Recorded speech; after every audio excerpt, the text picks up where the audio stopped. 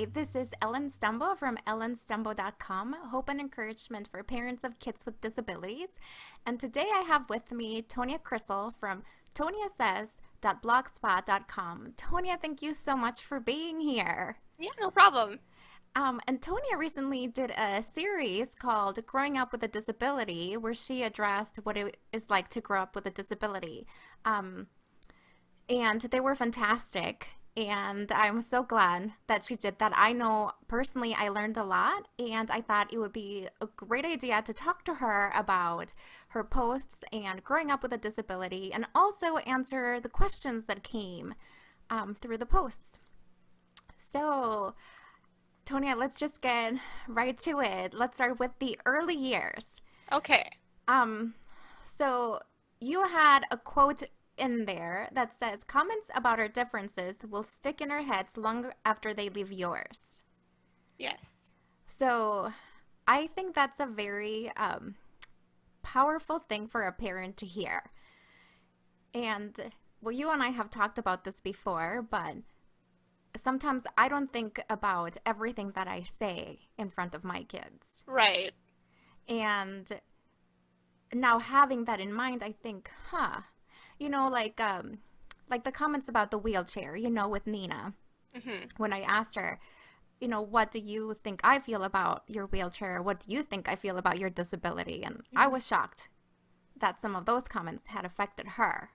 Yeah. So maybe you can share a little bit more about, what growing up hearing those things, what that is like. Kind of share a little bit about what you wrote in your blog post. Okay. Let's see. I think the main thing that was in the post was the part about being photographed and like the way that I was photographed, the way that like it was actually my great grandparents that they were well-meaning and they loved me and I loved them and it was just the fact that we actually live with them. My sister and I lived with them when we were like 5 for just a little bit, and so we were there all the time. And my grandpa always had the video camera and the regular camera, and he was like, "Hey, like, come and get your picture taken." And then he would stand us side by side, and then the walker would just end up being wherever it was, and he tended to say, "Oh, well, it's better like this, isn't it?" Hmm. And I wonder how much of it was related to us being twins and like wanting, the cute little twins that look the same, or, you know, was it a comment on, me being more obviously physically disabled, And again, I know they totally meant well. They just, we were just cute little kids and they wanted the cute little picture of us standing side by side, but I have a whole photo album that Grandma put together, and I don't know how many. Well, there's some pictures, but the ones that are in great grandparents' house, they're all like up against a wall holding onto a chair or up against some cupboards holding on to whatever's behind me, as opposed to um, being photographed my whole body. And I'm not saying that that never happened because it did, but it's the stuff that I heard when I was really, really little. And it kind of stuck with me. And, Mm-hmm. I think by the time I was 9, which is kind of getting into later, but I remember because it was on video that my grandpa was like going in for a close up with the video camera and he said, "Oh, there's just the top part of you." And no, no, he called my crutches my sticks. He said, "No sticks or anything." He said, "That's better that way, isn't it?" And it was Hmm. the first time I remember, it's on the tape, that I said, "Not to me." And Wow. then then it kind of like he didn't say anything back because then my sister was like, "Oh, you didn't give me a close up." Like, so then Yeah. it was just kind of, it went on from there. But that was one of the first times that I really like spoke back about it. It was very soft. It was very uncomfortable. He never said anything, you know, Yeah. but it's Yeah. just, That's very interesting that you finally spoke up. I think yesterday at church was the first time that Nina actually spoke up to a peer. A little girl had come to say, "Oh, I'm going to go get your walker." And she turned and she said, "I can do it on my own." Mm-hmm. And she said, "No, no, no, I'm going to go get it." And she did turn and she said, "No, I can get it on my own." Mm-hmm. And I did tell her I was very proud of her, for Yeah, speaking up for good. herself. But That's awesome. um, just your comment that you did say something to your grandpa that you said, "Well, not to me." Mm-hmm. For you, the Yeah. the sticks were And good. yeah, and it wasn't, it's not about being disrespectful, and it wasn't, you know what I mean? I know that they loved us, and they Right, did a ton that was right. But as we're speaking about this other side of it, then right. And I think that's true that as parents sometimes, especially when we first receive a diagnosis, and right. as we start dealing with the diagnosis, I think kids can see us being sad, or maybe Yeah. crying, or maybe, saying things that at the moment, because we have so many emotions, we do say those Mhm. things out loud. And part of your advice really was it's okay for you to feel the way you feel. Right. Just be careful when you're saying it and to whom you're saying it to. Hmm. So, I mean, that does make sense. Hmm. And also, I think it's important to know everybody makes mistakes. We Right, make mistakes, and, parents make mistakes. Everybody makes mistakes. It's just, what are you going to do going forward? You know? right. If somebody, if a parent accidentally makes a comment, or, you can't, like you said, you can't think about everything you're saying every single moment of every day. If you realize, oh, I said something in front of whoever, I think they might have been, had their feelings hurt, just go to them and be like, you know what, I'm so, that was about me. You Hmm. didn't do anything wrong. You know what I mean? Just make sure that they know. And then, they might not have cared, or heard, or even noticed, but it would probably mean a lot, you Yeah, know? that's a good point. It's about me. I'm struggling. It has nothing to do with you. Hmm. I like that. Okay, so the elementary years. Now that was my favorite post I know. because you talked about ableism, and to be honest, I don't think that I was even aware of what it was in the subtle ways. When it comes across as Right. niceness. How it can look. Yes. So that was pretty. I mean, actually convicting to me as a parent because I thought, oh, I've done that before to my kids. Hmm. And again, not wanting to be mean, but Right. the niceness. So I really, really like that post a lot. But then you told the experiences that happen at school where it's really Hmm. also, I mean, as parents, we don't have any control over, Right. and our kids might not even know how to communicate Right. that it's happening. Right. Because, like, what do for me, it was like, what do I say? Like, what do I say? And, like, and then I think that my parents were aware to an extent, but then maybe, like, they didn't go to school with me every day. You know what I Right, mean? right. They weren't there by my side every single day. I feel like if they were, perhaps the teacher's actions would have been different. So when you were in fourth grade, that lady came to do a report, and Hmm. in the report you were disrespectful and you did not thank your peers and Yep, I was you just like, were defiant. I don't remember this, but luckily there is the report that has come along, followed me through the years, and I found it when I was writing these posts, and I was like, this is gold. Yes, because I really like what you said. You said, okay, so that's what this woman that actually wasn't your teacher, so she just came that one She day. just came to observe me. Okay, so she's filling that out, and Hmm. again, she says all of that about you, but I really like what you said. This is what she did not see. Right. That was all true. I was behaving very badly. And but I mean there was more to it. You know what I mean? Like often, you know, other people, non-disabled people will maybe observe a disabled person and be like, oh, they're so angry, or they're so disrespectful, or they're so, you know what I mean?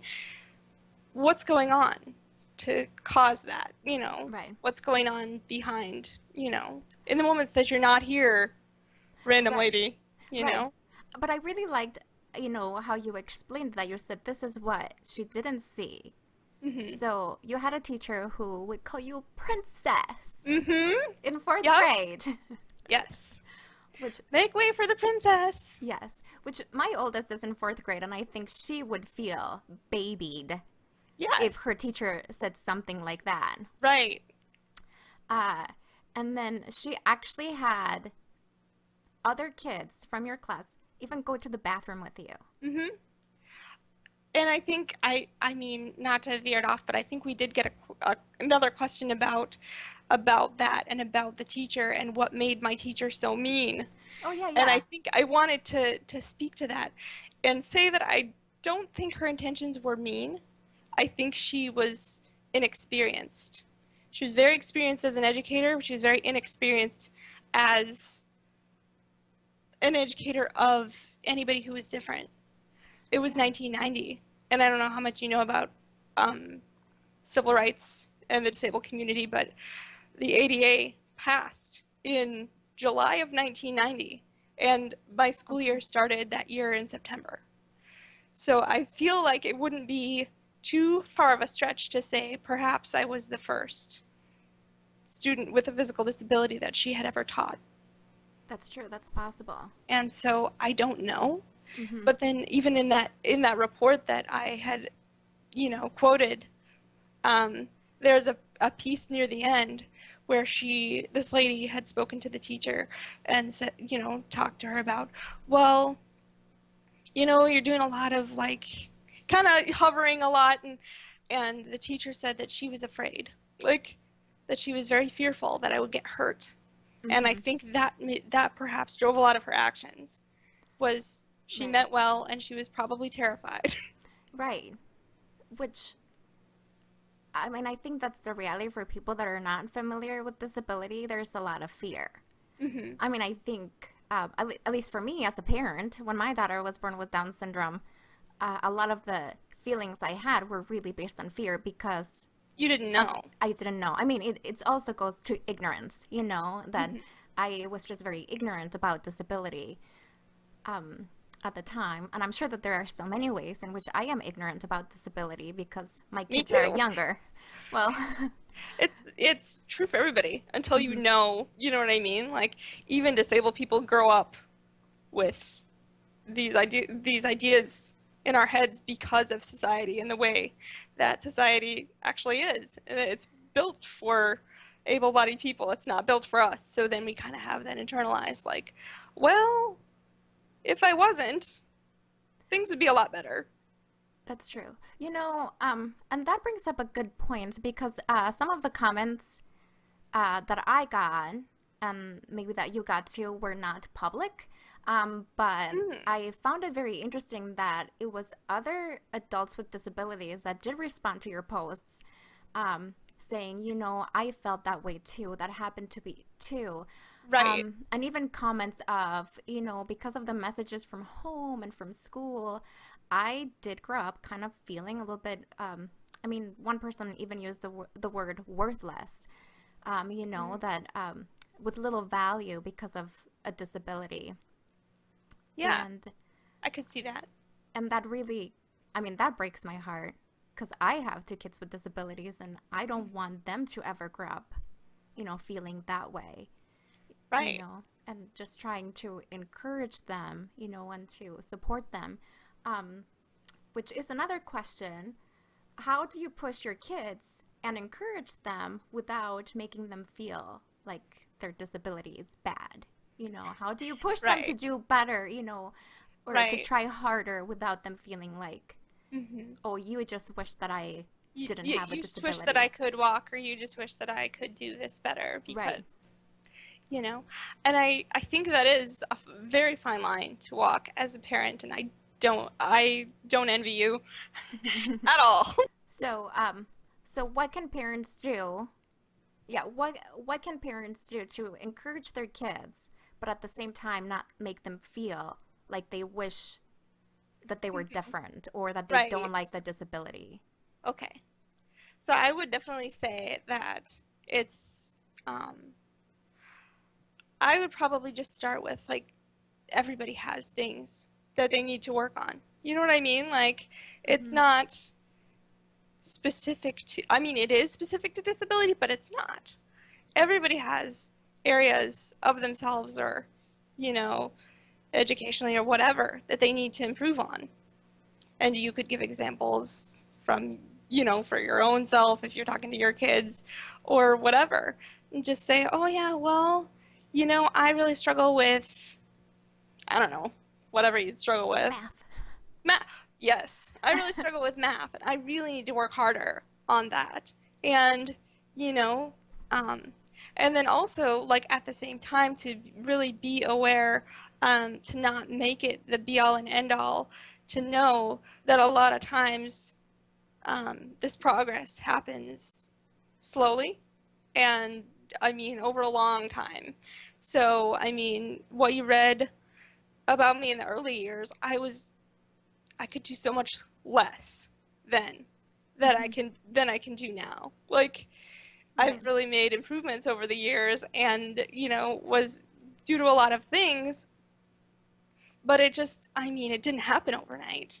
And so to know that it's, and to frame it that way, like you just do a little bit at a time and then hopefully it'll help. And then I was going to also add that to um, encourage your kid or your family member, whoever it is, in the things that they already do well, Mm-hmm. Yeah. so that it's not like, oh no, you just need to focus on strengthening your legs, or you just need to focus on stretching or speech therapy or whatever it is. If they're creative, if they're, if they like dressing up, if they're kind, you know, make a big point to say that's, you're really good at this, Mm, yeah. build them up in those senses too, so that it's not like, well, I don't have any, like you were saying about those people that responded privately, that they Mm-hmm. said they didn't feel like they had any value. And that's because maybe, I mean, I can't speak for them, but like if you're only getting one message, if you're Right. only getting, you need to work harder at this. Right. Um, and then there's a thing of if you have to praise your kid 10 times more than you 10 times more than you correct them in order for it to kind Right. of Right. balance out. And so, yeah, that's Yeah. And that's a good. I think not only because you talked about, telling your kids that it's going to take time, it's not going to happen really quickly. But I think as parents, that's a very good thing to be reminded of too, because sometimes, I feel like, oh, I know she can do it. She just needs to try a little bit more and try a little hmm more, a little bit more. And I need to remember, um, you know, it will happen when it will happen, hmm and it takes time and it's a gradual process to get there. So that's a right. good thing to remember. Okay, so then we're gonna move on to the middle school years, and Oh, I love that post because I mean you were very open and very vulnerable, and most people don't like middle school because it's really hard. I didn't. I knew you couldn't tell at all. Yeah. And I think that there's a lot of struggles um, and I feel like even, in the area of development for most people, you're not a kid anymore, so you're not going to go talk to your parents about everything that's Right. happening. That's when you kind hmm of don't want to talk about a lot of things. So as parents, we need to be proactive to be, asking questions, maybe looking at behavior, but hmm um, you did mention, one of your quotes was if your child is dealing with bullying, self harm, other abuse, depression, and anxiety, make mental health care available and make it clear that counseling is available and that there is no shame in it. hmm And I really like that. Now, because you did talk about some issues there, hmm like bullying, and I will tell you, I think as parents, that is one of our biggest fears is that our kids with disabilities will encounter a bully or two or three. Yeah. And it wasn't super prevalent for me, but like when it did happen, it was in middle school and a little bit in high school, but kind of, I mean, I don't know. It was just So, as parents, um, what can we do to be aware? If we don't have a kid coming to saying, "Hey, so and so is picking on me," right, um, which is awesome if your kid is able to do that and like in the place where they feel like they can share that. Sometimes it doesn't have anything to do with you as a parent. It's just where that kid is, right? emotionally or whatever, that they just feel like, oh, and it's demoralizing, when you're bullied Mm, and then it's because of an issue like, being disabled in a way that people can see. Even if that's not the reason that they're picking on you, that's the reason why they're picking on you. Like, right. and so what can you do as parents? I would say just have conversations, bring it up, um, and not in the way that, well, if somebody's picking on you, um, I would just I feel like media is really powerful. So if there's any kind of shows that your child likes to watch, watch with them. If there's a storyline about bullying, listen to how they talk about it. Mm-hmm. What's their reaction? What questions are they asking? We used to read a lot of we used to read a lot with our little brother. We have a lot younger brother, Mm-hmm. and we used to read a lot with him. And when he was in middle school, we were reading this book and didn't have anything to do with being bullied at all, but it had this other storyline, and it was actually about adoption. And this main character was realizing that he was adopted or whatever. And our little brother was like, closed the book, looked at both my sister and I, and said, "Am I adopted?" Hmm. And we were like, "Whoa!" Like, but that question would have never come up, or if it did, Right. he would have never felt, But because we were reading out loud together, which is Mm-hmm. something that we do, Mm-hmm. we just do that as each other, with each other. Then he felt like he could ask us, and we said, nope, you're not, because we were 15. We remember, like, we Yeah. remember when you were born, and we remember, what I mean, like, we Yes. remember mom being pregnant with you, and Right. it's nothing that he should be concerned about. But like that was right in that age. He was 12. Mm-hmm. And I mean, it's not the same thing, but I feel like it's What's a of a good example? it's something that he was Yeah. concerned about, something Yeah. that he, maybe had been wondering about and, had an insecurity around, and that we could address it. And so that just to pay attention to what are they reading? What are they watching? And do they Mm-hmm. have questions about it? That's Um, true. that's probably one of the, not a surefire way, but it's probably a really good way to kind of reach out to your kid, in a way that doesn't make them feel like you're On the sitting spot. down and pointing your finger and like, well, thinking that they should be being bullied, or, like people, well, naturally they would pick on you. You know what I mean? Like when you're 11, everything is very personal, even if you don't mean it that way. And That's so true. you can talk about something else, and it's like, oh, it's happening to this character. Then, you can kind of maybe have a different conversation. Right. That those are good. Um, those are good thoughts. And I mean, hopefully, as parents, we do have open communication with our kids Hmm. that they know that they can talk to us about Yeah, that's very anything important.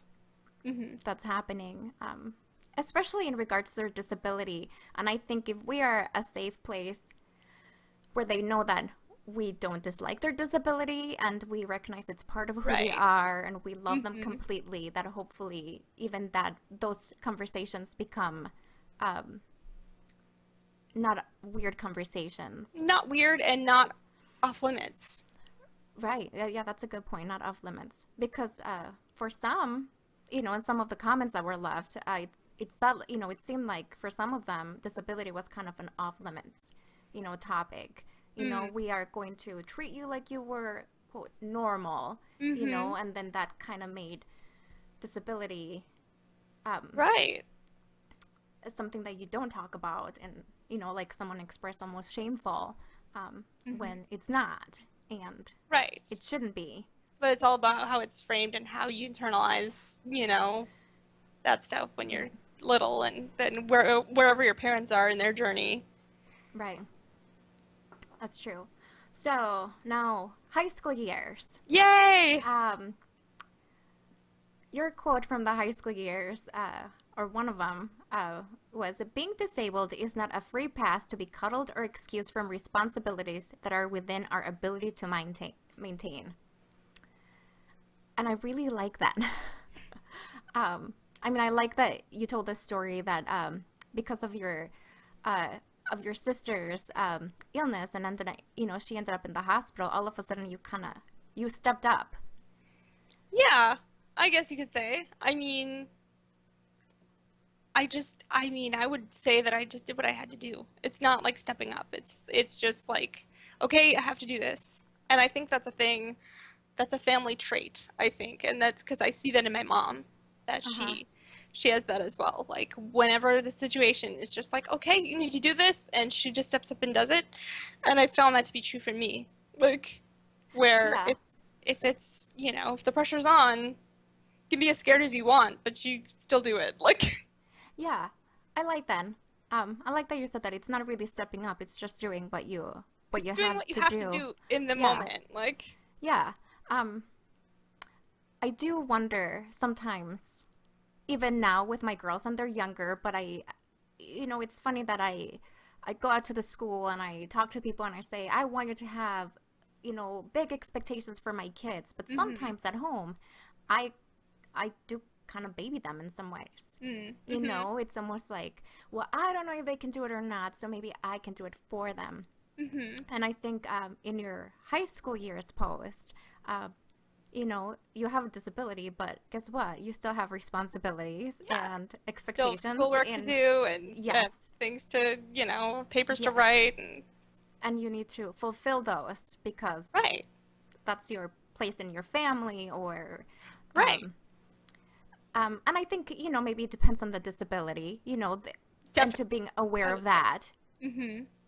Because it is different depending on what you are dealing with, and so, some expectations are too high. If it's a different kid in the same situation, maybe they're not going to be able to do everything. Right, And that's totally fine. Like, right. it's not, you know what I mean? Like, Yes. So this reminds me a little bit. There was a question that came in of a woman that was standing in line at Joanne mm, Fabrics, and a lady in a wheelchair was behind her and made a comment that, oh, there used to be a line for disabled people. It's not there anymore. hmm, And the lady felt like, well, am I supposed to let her go first? Am I not supposed to let her go first?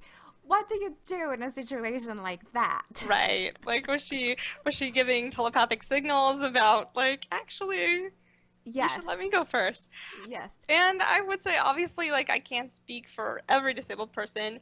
However, when I saw the question as well, and I thought I could totally see myself making that same remark. And Mhm. not in the way that, sending the messages about I should go first, but it would be my way of making conversation. It's a Mhm. long line. You're just standing there waiting or sitting there Mhm. waiting, and you're just that's what comes to your mind as somebody in a wheelchair is, oh yeah, I remember when things were quicker. Mhm. Um, and chances are she wasn't sending you, she wasn't upset. She wasn't trying to tell you, actually let me go first. Mhm. Obviously I don't know for sure.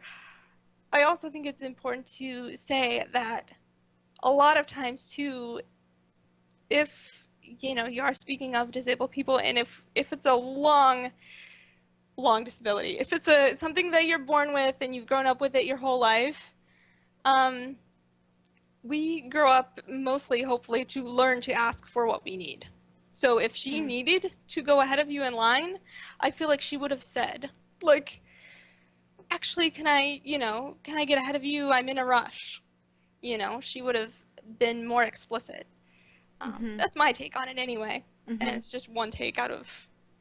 Yeah, and I think I mean I've heard from other friends that I have that have disabilities that sometimes people are trying to be nice, and in the Mhm. niceness they go, "Oh, you can go first" or whatever, Right. and some of them feel like, "Don't treat me different because Yeah.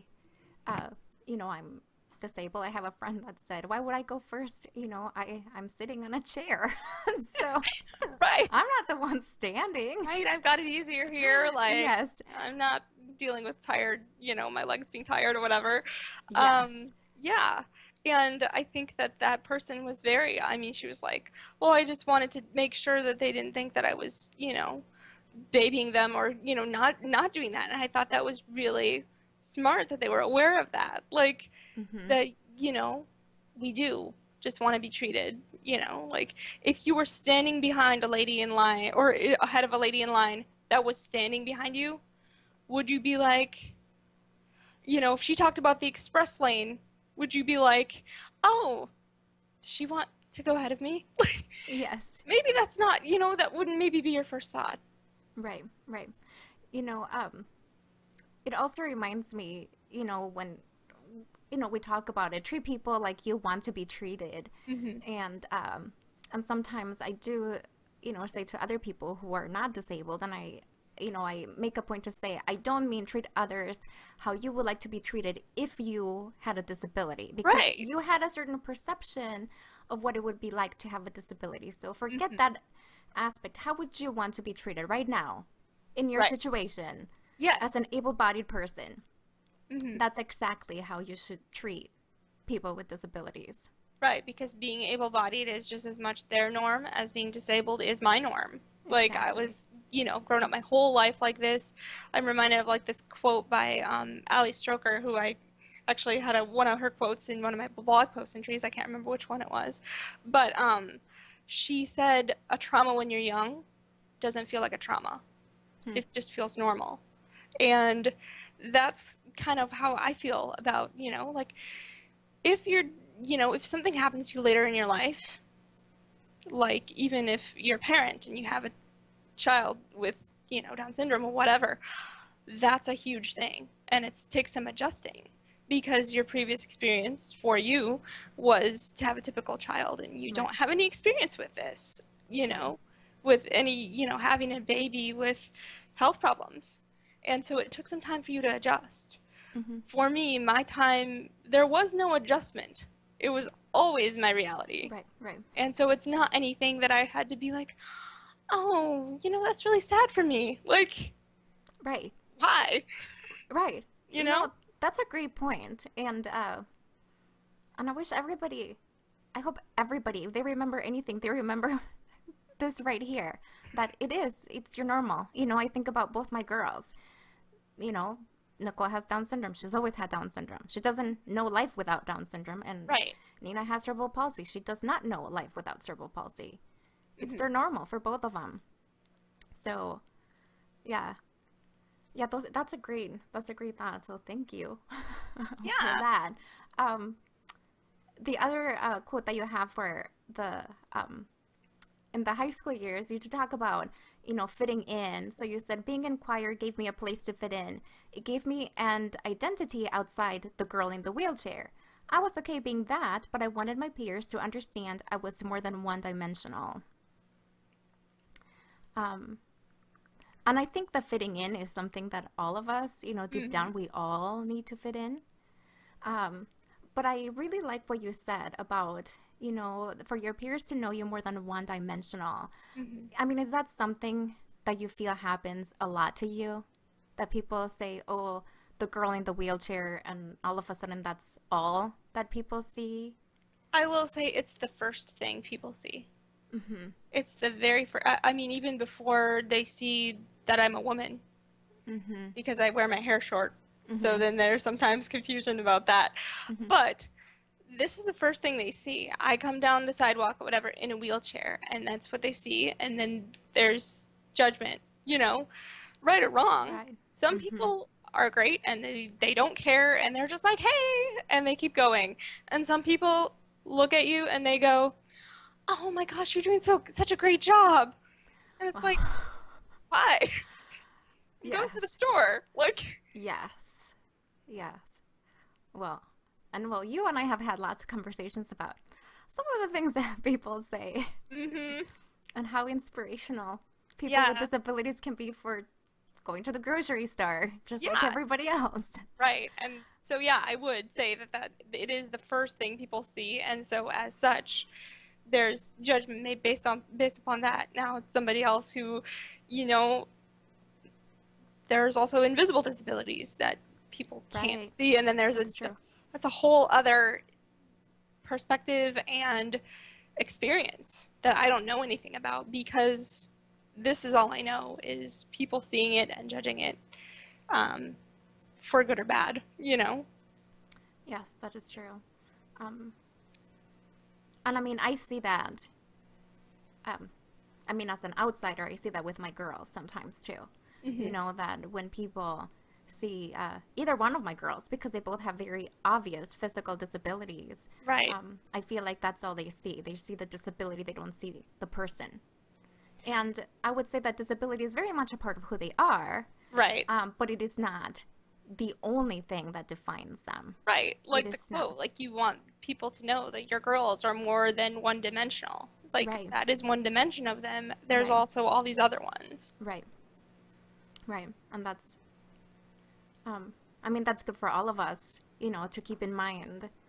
Um, and unfortunately, unfortunately, people that don't have any connection with disability or they don't know anything about disability, it's hard to make people see that, when they don't Mhm. have that experience. Right. Um, but anyway, moving on to the adult years and college years, Oh, which, uh, that was great. And I mean, you did share about, some of your plans and moving out and going to college, and that hmm. doesn't work out, and how do you deal with Right. those emotions, and do you go back to be with your parents? You were with your aunt and uncle, Hmm. for a while, and then eventually you and your sister, you moved to an awesome apartment because we have been there and it's really awesome, fully accessible. Um, Yay. but you live independently and, have Right. pretty full, busy lives. And, Hmm. um, but I really liked your quote. You said that the level of independence will be awesome for people, regardless of what level of independence is. Right. Um, Now, for me, having a child with Down syndrome, I do wonder what that level of independence is going to be. Hmm. So the day she's born, I'm thinking, oh no, is she going to live with us forever? And now I think, oh, I want her to live with us forever. But I think part of it is the fear that I have. Right. So this is where I think I'm speaking as a protective parent because I Hmm. do have to protect her and advocate for her, and I Right. do so much for her. Um, but at the same time, I do think that the healthy thing is to see and to pursue the highest level of independence that she can have. Hmm. And if that means that she lives at home, Hmm. then she lives at home. But maybe there are other options, which will make me so sad with Nicole. Yeah. You could still stay in touch. I'm Right. sure. I'm Right. sure she would want to. Yes. But I mean, is there any way that you would encourage parents to not be afraid, maybe to pursue that independence for their kids? Hmm. I And don't. Hmm. and this It's is a what I'm good thinking. question. Yes, because you're in a very different position that you're fully capable and you have a physical disability, but it doesn't, you know, it's not going to affect necessarily where you live, or maybe it would. I don't know. Yeah, I would say that it does. It Okay. affects a lot of different aspects in my life, including where I live.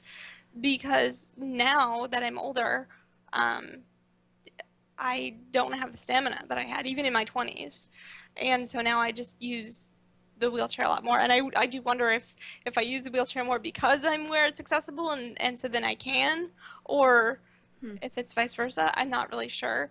But I would say, and also there are things I can't do There are household chores, for example, that I can't do.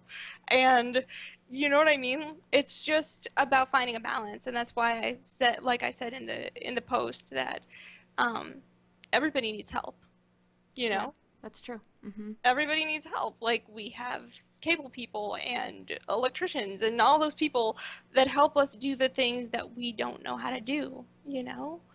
And so, or, you know, just don't have the skill level. That's a great perspective. You know, there's no shame in that. And that maybe Right. that would be my advice, is to maybe frame it like that. Hmm. To know that even as parents, even as adults, you know, you're all grown up, maybe you're married, whatever, do you do every single thing by yourself all the time? No. No. Like, Yes. you need help. You need help from your spouse. You need help from outside people that know how to do other things better than you know? And that's true for everybody, I think. And I think it would be helpful to come at it from that angle as opposed to either, oh, my poor baby, you know, what are they going to do? Are they going to be able to reach any level of independence? Or, you know, saying like, no, you need to be completely independent. You know what I Right. mean? Because Right. nobody's completely independent. And I think that there's a lot of stigma around needing help. You know, Yeah, I even think you're if right. I have a couple of friends who do have CP, and some of theirs is more involved, and they do require, I don't know if it's called a PCA or like a one-to-one to help with different activities of Hmm. daily living, and that's just reality. And it doesn't mean, you know what I mean? Like, Right. just because I can, you know, do certain things, you know what I mean? It's like they still make it work for themselves. It Right. just means that their day is a little different, you know, Hmm. and that's not to diminish the impact of disability, you know, on everybody's life, because it's obviously there. But Right. but yeah, that's probably what I would say, is just that, you know, everybody needs help. And it's not a bad thing to need help. And so just to kind of take that in, and to kind of figure out as your kid's growing up, what can she do? You know, Right. what can he do, and what do they probably need some more help with? You know? Yes. That's a good point. I'm so glad that you're the one speaking on that because, I mean, we're not there yet. My kids are so young. Hmm. And I just have a lot to learn when it comes to those, older years and the independence and all of that. Um, so there's a couple of other questions. Hmm. And one of the questions were, what about how can you help, kids with disabilities who feel left out? So, what are things that as parents that maybe we can do? Okay, yeah, this is one that I did. I thought about it overnight, and I was like, I remembered a really good example from my life growing up, which was when I was 11 or 12, which was a great time in my life, as we know from the middle school post. Mm-hmm. Yeah, Not the yes. greatest. So, um, my little brothers had grown up playing baseball. They played on teams.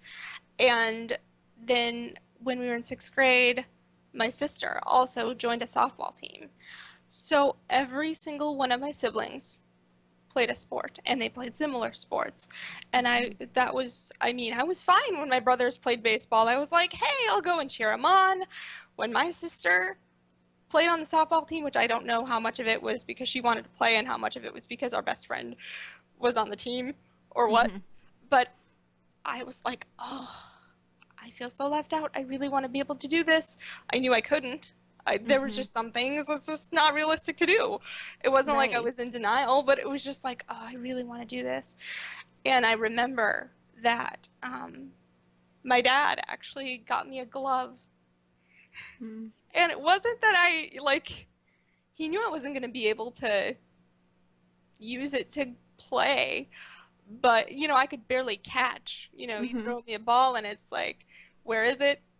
You know, hand-eye coordination, not really there, not the point. Yeah. He, you know, did that, and that made me feel like I was a part of things. And it wasn't a pity glove. It was just, you know, here, everybody else is getting gloves. I'll get Mm-hmm. you a glove. Like, and knowing that I was always wanting to go to my sister's practices and just wear the glove and be out off to the side and kind of watch things and Mm-hmm. wish I was out there, but knowing that I couldn't be, but at least I had the glove. Yes. You know what I mean? It was just Right. like it was kind of a small thing, but then it Um, meant something. yeah. I mean, it's almost like the glove was a symbol from your family saying, you're not out, you're in, you're part of, Right, you're part of us, and you yes. can like here you have a glove like everybody else has a glove, Mm-hmm. even if you can't play on the team. And then like I was very involved when I came to everybody's games, and I watched everything, and it was still enjoyable. And I would also say that is that how do you help your child from feeling left out is, there's that example, and then there's emphasizing what can be really positive about supporting your family members. You know what I mean? Not Yes. from the sidelines, just Mm-hmm. supporting them. Even as an adult, my sister and I, we're really into dance. Like, we're big dance fans. Like, Mm-hmm. obviously, not big dancers, but we're big dance fans. But one of our cousins dances. And there was this dance workshop recently, a couple of years ago, and we asked if we could go and observe. And we got Mm-hmm. told, oh, yep, you can go, you can come and observe. And so Tara and I came and sat the whole day by the wall and observed. And we brought our cousin, and we got to watch him be awesome, like Mm-hmm. so good, and like be kind of singled out in a positive way. Oh, let the boy do it. Let the boy do it. Uh-huh. Be the example. We were so proud of him. You know what I mean? And like we wouldn't be able to have that be proud of somebody else, if we were busy sitting by the wall feeling like I really wish I could do that. You know what I That's mean? true. That's true. Yes. Yeah. So maybe even, they say that the secret to happiness sometimes is not to focus on you, but to focus on others. Mhm. Um, and I think maybe, I mean, it almost sounds like maybe that's a little bit of the not being left out. When you can focus on someone else and celebrate Right. something for someone else and be there for them, that Mhm. you don't have to get up and dance with him, but you can Right. be on the Can sidelines, like, be supporting hey, him still. yes, And, at the same time, like knowing too that there are things, like we talked about earlier, there are things that your child is good at. There right, are like there are positive skills that your kid has. Maybe they are really good at writing. Maybe they're really good at drawing. Maybe they're, really funny. right, right. And those things have just, like if you can frame them as having just as much weight and significance, like sports are huge, Right, right. especially in America. Sports are, I don't know, they're probably huge all over the world. And Mm-hmm. like, so it's easy to say, like, well, I'm not a football player, so I'm not, you know what I mean? I can never be that. And so I can never have that level of impact. Mm-hmm. Well, yes, you can. Because guess what? The world needs people that know how to write books. And the world Right. needs people that are kind and that are going to help people. And the world needs people that are funny Mm-hmm. Yeah, when we're having bad days. You know what I mean? Like, yes, that's a great point. Yes. and so yeah, I think it's a multifaceted answer where it's like, okay, it's the glove, it's the feeling of, you know affirmed or validated by your family. I see you, I know you want to be a part of this, you are a part of us. And then Mm-hmm. it's also, teach them to be, um, you know supportive in the Yeah. right way. Like, everybody supports everybody else in this family, you know what I mean? Like, Yes. we all Mm-hmm. go see so and so's dance recital, and we all, whatever they do, if and then we all go see your, perform with your class at your Christmas concert, you know Right. Yeah, so those are great, great points. So yeah, to keep in mind. So another question is about friendship. How do you form long-lasting friendships now? Um, you have a twin sister, I do. and you and her are the best of friends, Yes, we are. and you have always been. So I think I mean, you always had the unique situation that your best friend lived with you, Mhm. and you went to school together. Yep. So, uh, so I don't know if for any reason, there were problems with other friends and you were not making other friends, you still kind of had each other. However, I am sure that you had friends outside of just the two of you. I think it's an interesting conversation because I think we did growing up, we often had the same friends. Either Mhm. one of us met a friend and then they became the other one's friend. If there was friends like exclusive to one of us, it's kind of rare. We usually end up sharing friends, and it's fine. Like And me. I love that. Like you, Yes. exactly. Like we totally share you, and it's awesome. We both love it. And Mhm. so, but I think to speak on the long, there was a reference to long-lasting friendships. Did we make long-lasting friendships? I don't think so. Like, Mhm. save about, I think we tried to count this morning, maybe two or three. Wow. And I Mhm. think the exceptions were there was a little girl in the fifth grade, and if she watches this, she's going to know who she is. And in the fifth grade, Tara and I both had really intense surgery. I had it on both my legs, and Tara had on one of hers.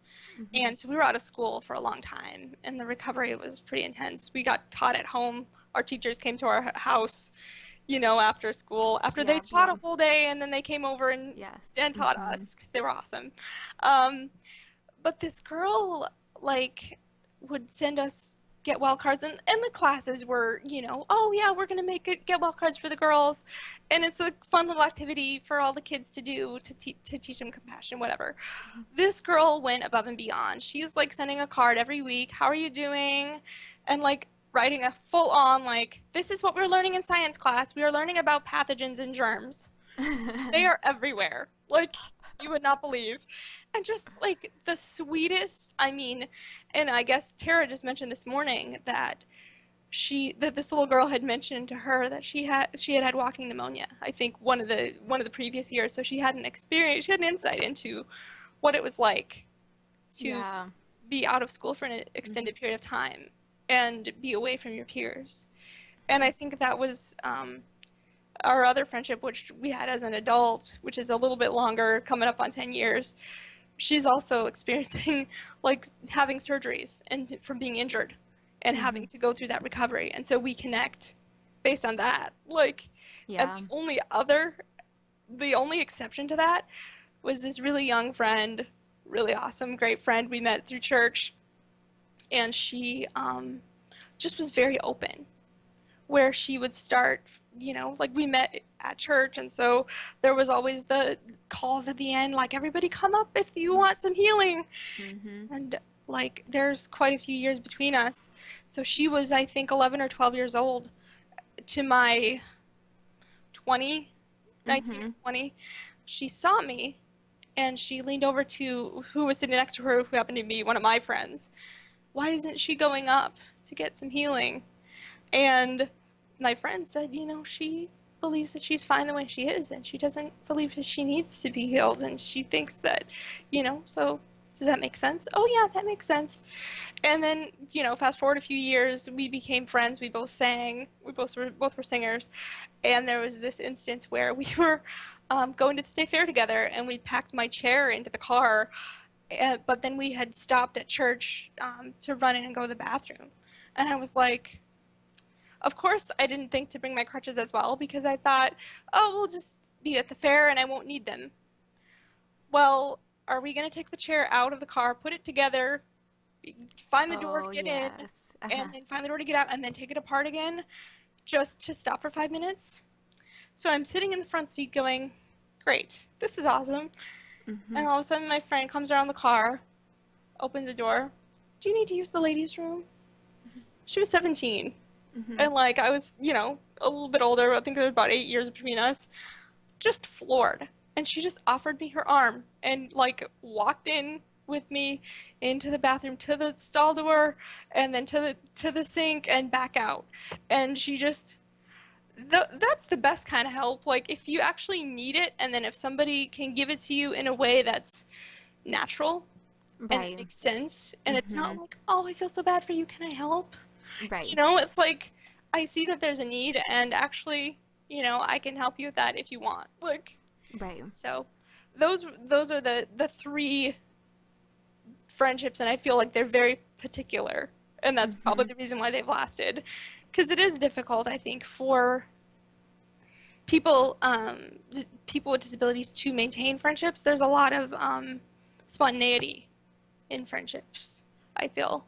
Mm-hmm. Just from observing, I don't actually, like, it's something that we obviously can't necessarily participate in as much, the spontaneous things, Right. because being disabled, you plan for everything. Can I get in? Once Right. I'm in, can I get everywhere I need to go inside? Can I get out? Is there parking that's Right. close enough? You have to think about every single thing, so you can't be spontaneous. Like, in the same way that Right. other people can. It's not a pity thing, it's just reality.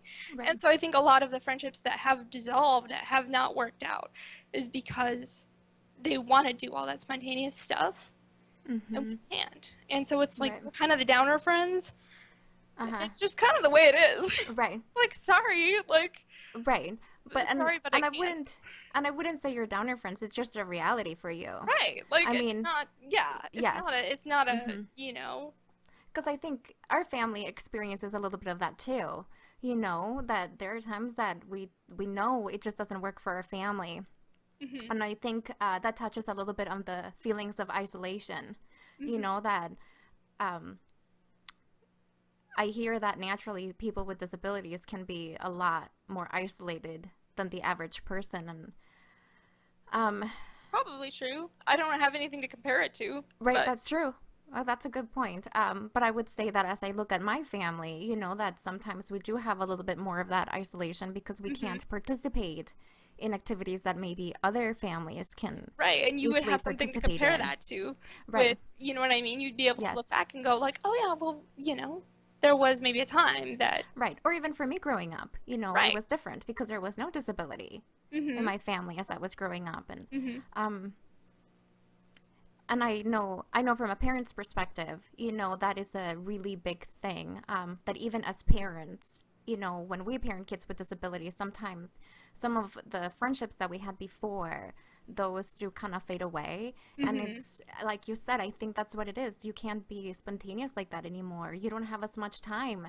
You don't have you can't just go and do something like you Right. did before because maybe your child has certain needs, or medical issues, or whatever it is. Um, Right. or even when you talk to people, and you and I have talked about this, that when you talk to another person and you feel like your life is just so completely different that you don't even have things in common Right. anymore, Yeah, and then that's a how, huge thing with with the friendships too, is yeah. like how much work it takes to Hmm. maintain those other friendships that like, hey, I'm coming over to hang out at your house. So what's going on? What's new in your life? And you feel like, what can I say? What Uh-huh. can I say that you'll Yeah. actually get? Well, not much. So I'm left to, did you see that episode of Grey's Anatomy? Like, Yeah. you know what I mean? Like, Yes. Yeah. so, Yeah, that's true. And I think that's a big issue, and maybe it's a reflection, that we get so focused on the doing mhm, that we forget about the being and just being, mhm. together with a friend. Right. Um, so, but anyway, those are good points. Well, I think maybe we're gonna wrap this up, and thank you so much for doing this interview. Thank you. Yes, and if you did not get a chance to read Tonia's posts, they're all on the blog, ellenstumble.com. And she has 5 posts from the early years, elementary years, middle school years, high school years, and then college and adult years. And you can stop by her blog, toniasays.blogspot.com. I will have the links available for everybody. And Tonia, thank you so much. And hopefully we can do this again.